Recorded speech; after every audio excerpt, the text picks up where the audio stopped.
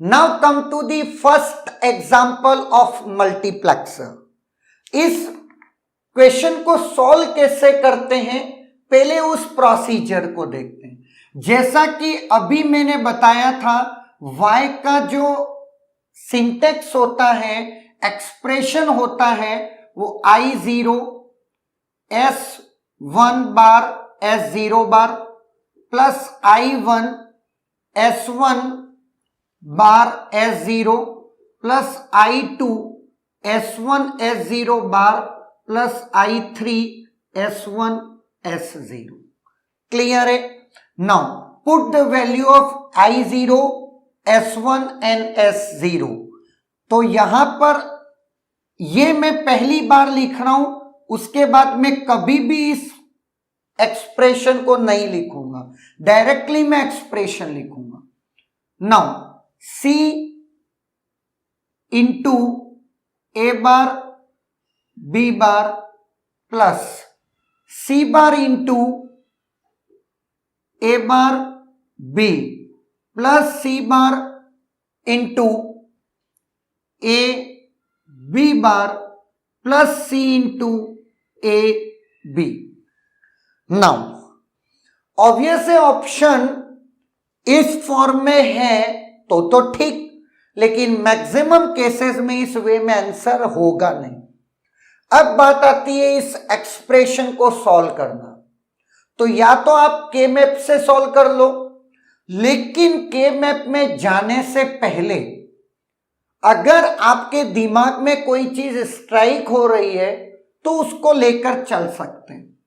C A bar B बार और ये C को पहले ले आते हैं, C into A B plus, तो इंटू लिखने की जरूरत नहीं है, सब इंटू हैं by default. Now C bar A bar B C bar A B बार। अब मेरी बात को बहुत ही ध्यान से देखना, इसके मीनिंग्स क्या है। अगर मैं C को कॉमन लेता हूं, A bar B bar plus A B, और C बार को कॉमन लेता हूं तो A bar B plus A B bar. Now अब आपके दिमाग में एक चीज आ रही होगी कि कहीं ना कहीं ये एक्सनॉर है और ये एक्सॉर है या ना। अगर मैं इसको y एज्यूम कर, सॉरी y ऑलरेडी लिया हुआ है, लेट इसको p एज्यूम कर लेता हूं, लेट, तो ये p बार है। अगर ये p है तो ये p बार है, तो अल्टीमेटली हुआ क्या, cp bar plus c bar p, it's nothing but c XOR p। और P मैंने जो माना था वो क्या है, C XOR A XOR B। अगर ये आपका ऑप्शन है, और जैसा कि हम ऑलरेडी जानते हैं एक्सॉर एसोसिएटिव लॉ फॉलो करता है, तो ये सेम है किसके जैसा, A XOR B XOR C, है या ना? लेकिन हो सकता है ये ऑप्शन ही ना हो एक्सॉर वाला।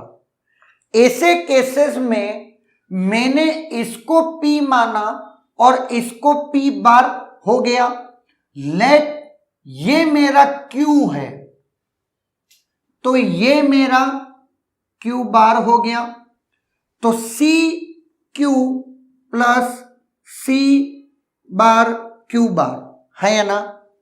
इससे मेरे को निकला C एक्सनॉर Q, और जैसा कि तुम जानते हो Q खुद हमने क्या माना है, A XNOR B, C XNOR A XNOR B, है ना। ये भी आंसर है।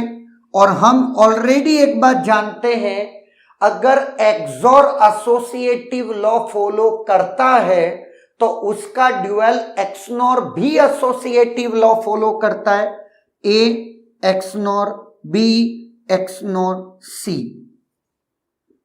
चाहे ये आंसर में हो चाहे ये आंसर में हो, कोई भी आप टिक कर सकते हो, दोनों ऑप्शन में नहीं होंगे इस क्वेश्चन के लिए। बात समझ में आई? नाउ ऑब्वियस है इसके इक्वल ये है, ये गलत है, पर इस चीज को हम सॉल्व कर सकते हैं। नाउ एक बात और ध्यान में रखना, जब भी कभी ऐसा आए तो यार ऐसा तो मैंने कर रखा है वैसे करके डायरेक्टली मत जाना। कई बार इस पे घुमाने वाला क्वेश्चन बनता है जहां पर एक्सॉर और एक्सनॉर का कॉम्बिनेशन होता है, दोनों एक्सॉर और दोनों एक्सनॉर ऑपरेटर्स नहीं होंगे। इस बात का बहुत ही केयरफुली ध्यान रखना, डायरेक्टली जंप मत होना कंक्लूजन पे। Is there any doubt?